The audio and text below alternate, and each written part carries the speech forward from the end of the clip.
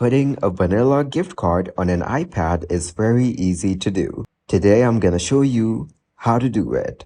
Make sure your iPhone is running the latest iOS version. You can check for updates in the Settings app under General and then Software Update.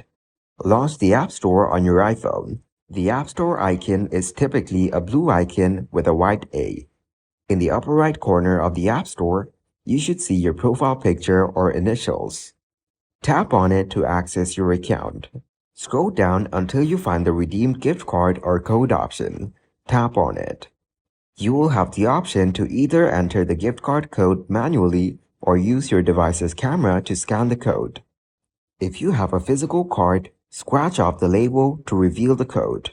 If you choose to enter the code manually, type in the 16-digit code. If you're using the camera, align the code within the frame, and your iPhone should automatically recognize and redeem it.